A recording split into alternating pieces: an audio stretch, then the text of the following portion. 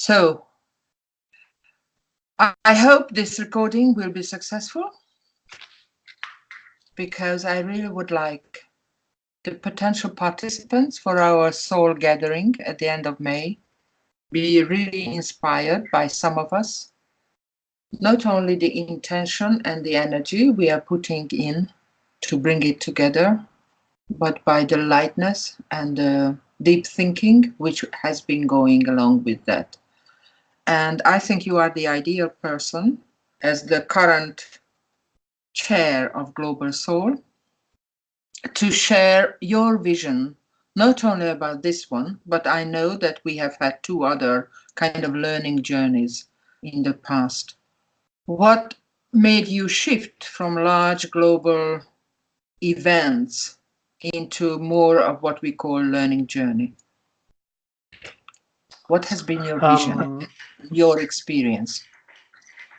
Well, I can share what happens with the Paris Global Forum in 2014. 14. As an example, yeah. Sorry, I found that, you know, the energy at the end of the forum was extremely high. But then afterwards, people go back home and most of them disappear. We never had the opportunity to talk to them again. And for me, the European learning journeys, as we used to call, and learning plaza or piazza, as we call it right now, the purpose is to connect more to, where possible, to the local reality for a territory. And for this, it is very relevant that during the co-creation calls that we organize, we have, let's say, relevant inputs from, you know, the what's going on, what is the local feeling, you know, how do you sense the local reality at the moment, right? And eventually to, you know, with these inputs, trying to adapt a co-creation exercise and afterwards a co-facilitation exercise that is connected to this local reality. So this is possible because we're focusing each time in a different country within Europe. In a sense, this kind of approach, I think, is more responsive to the current needs than anything else in the world. But I definitely want to talk for Europe at the moment, because it's a very interesting dilemma, especially just before the European elections, you know, of the local and the European, the local and the European. And I'm sure in your country, which is Spain, the same kind of dialogue or debate is going on. But in a sense, with this kind of design which we have created, and I know you already had in Bulgaria and Portugal, Porto, it kind of gives a model to how to feel safe in your local setting while you actually open up and include and incorporate a larger context and knowledge and input and service and support.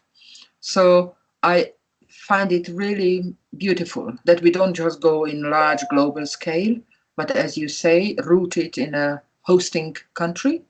Yeah.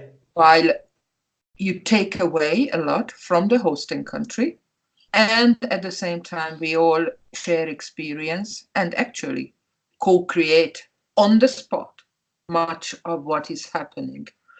So in a sense, it's not that you come with preset ideas which you want to get through the audience. We don't have audience anymore. No. We don't have lecturers anymore, but we do have the responsibility to bring out the most from each one of us.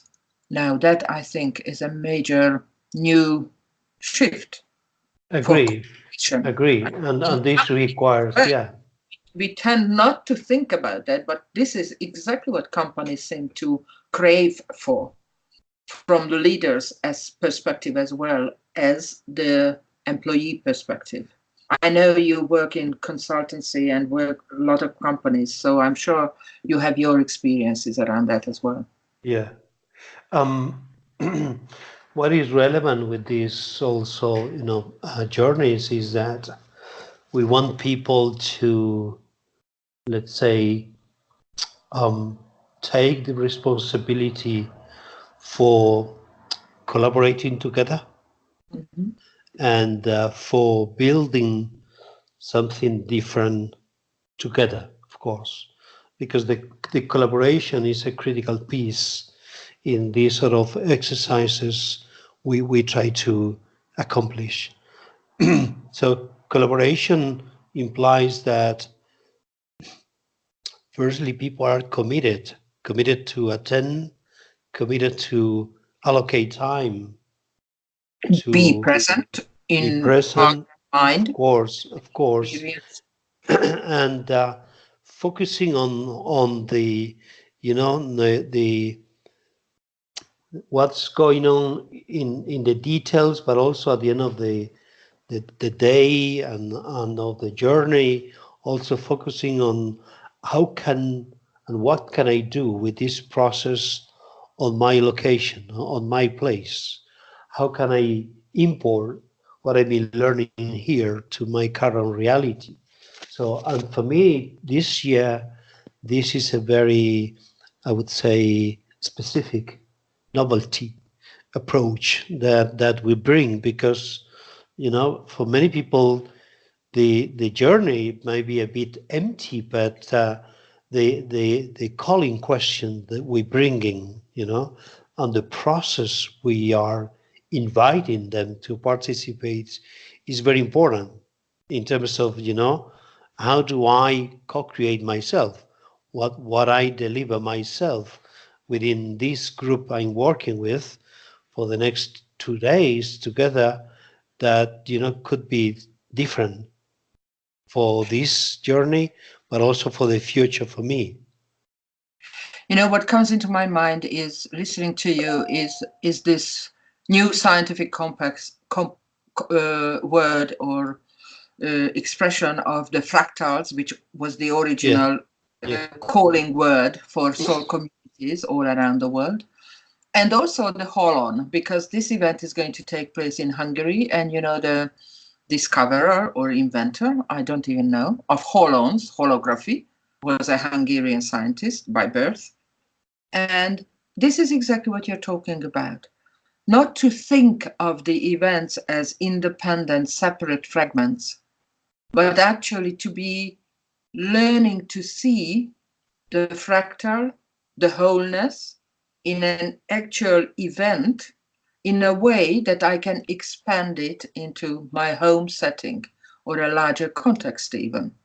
Now that is learning to me, because it's not just sharing information, but actually to engage on such a level that we take away something of a deeper insight or understanding, which then becomes applicable to wherever I am. Yeah. And depending on the cultures, people may expect through these learning journeys that they will get a sort of complete, perfect, let's say, approach to bring back home. So people need to know that as we've been experimenting for years within SoL, they need to know that this is a permanent imperfection exercise. But we try to repeat again and again in another place, and we're still repeating. We improve, but again, people see that maybe there was something that we were missing on the journey, because we cannot convey, just in one day and a half. It is impossible to convey everything for an individual to bring back home and apply home. And I would add that I don't think it's only because of the 1.5 day. Of course, there are levels of depth and dimensions. But in a sense, if we could, then we would say that the world we are living in is finite. Yeah. We can come to the end. Talking about the growth mindset, of especially business world, that would be horrendous to think of the world as finite. So there is this good old expression of continuous improvement. And I think that's probably one of the best expressions of how we, in organizations, in human communities, we evolve. And I know of a psychologist called Arnold Mindel, who was the founder of POP, process-oriented psychology. And he always says in his work, we have come to a temporary solution, and that's it. And the feeling, the sensing where the temporary solution is, I think is a piece of art, so that you don't leave without with dissatisfaction or high perfection expectations, etc. But actually you realize that we have done the most, and this is where we are, and there is a lot of learning in that. Yeah, and the temporary solution is more better manageable if we collaborate together, because we reduce uncertainty with doing so, while if we do alone individually in each location, each place, we may have the impression that we need a very perfect solution, a perfect way of doing things. Right. Otherwise, we feel anxious, because it is not perfect. Serve as mirrors to one another as well. Yeah. And a support network. And I think that's important. Talking about SoL, one of the reasons why I have been still associated with SoL in the past 20 years or longer than that is because of the supportive network of like-minded people. We may well do our things differently, and yet there is a level of co-understanding certain states, and it definitely reduces the sense of separation, the sense of isolation, the sense of loneliness, and I personally could use it as a resource, not only from the sense of knowledge, but as an energetic and soul, with a SOUL resource base as well. And that's, I think, one of our hopes to offer to all the participants at a gathering like this.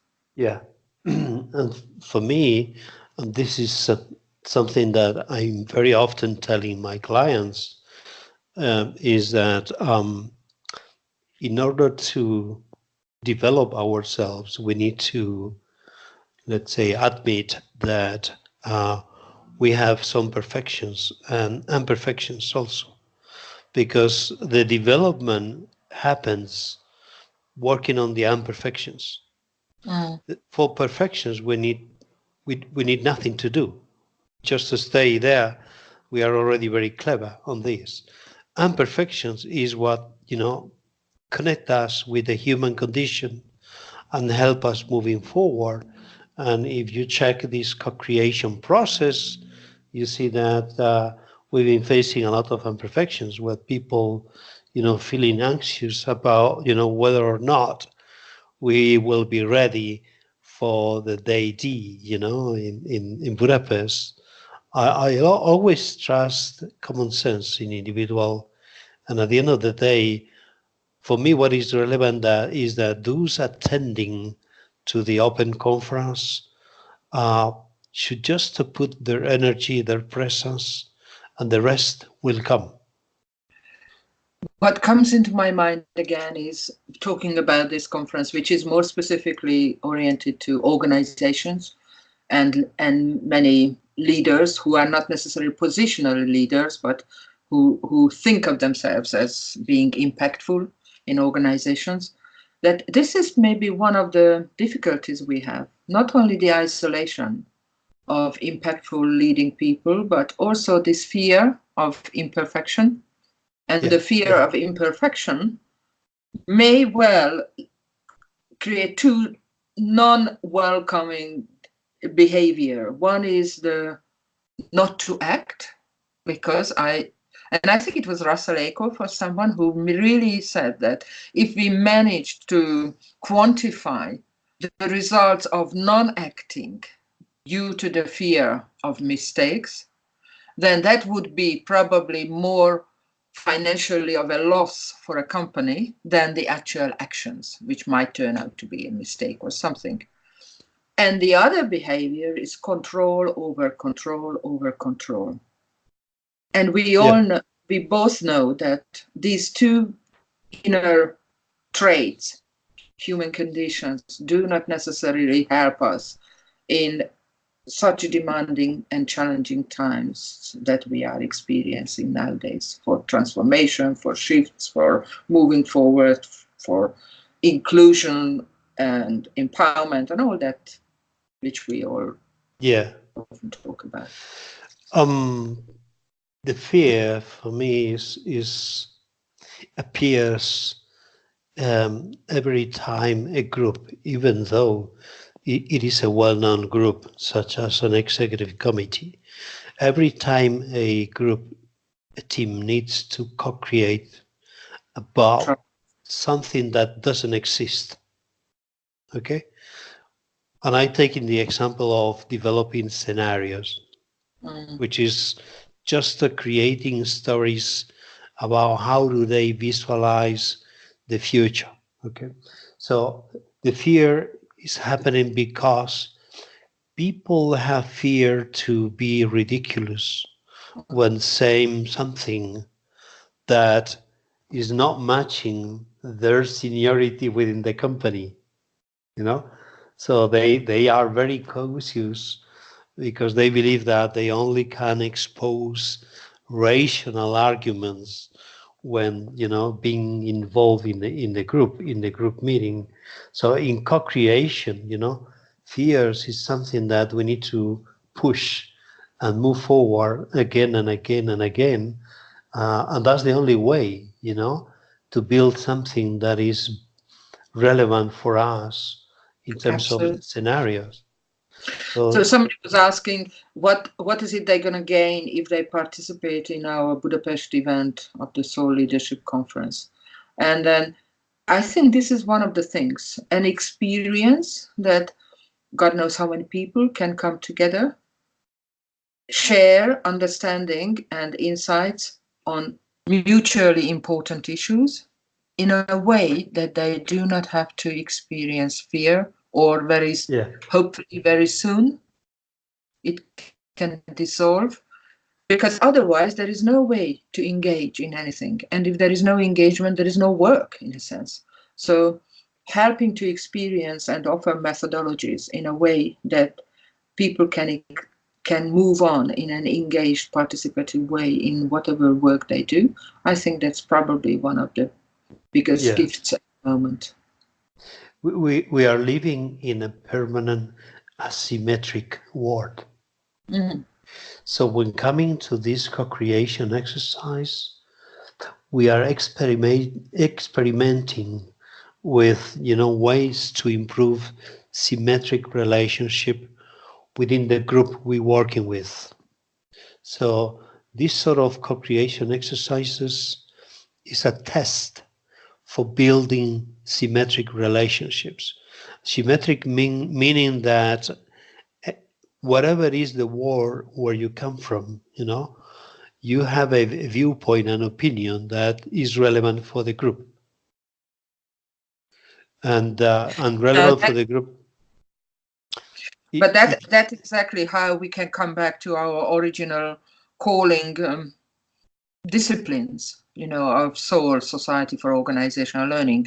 For some people who think of certain disciplines as just a brand or a trend, you know, fashionable, and then disappears by time, I think it's important to remind us that what you're talking about is the systemic understanding, systems awareness where each aspect of the larger system needs to find its own place and relevance. Yeah. Otherwise, the system itself is too much prone to imbalance. Also, as we were talking about the fear, I would link it back to the continuous personal mastery, which those days, ages ago, Peter Zenger was talking about. And the whole sounding fork of our event is based on dialogic processes, so that we engage in, as you say, symmetrical relationships in deep dialogue rather than being pushed by the need to win over so that we can state our strong presence, kind of thing. Yeah, and building and learning how to, let's say, develop these, let's say, symmetrical skills. This is a very strange term, but building these symmetrical skills, for me, this is a relevant part in when involved in multi-agents co-creation. Because everyone, otherwise everyone knows that and believes that we get the truth. We are empowered with the truth.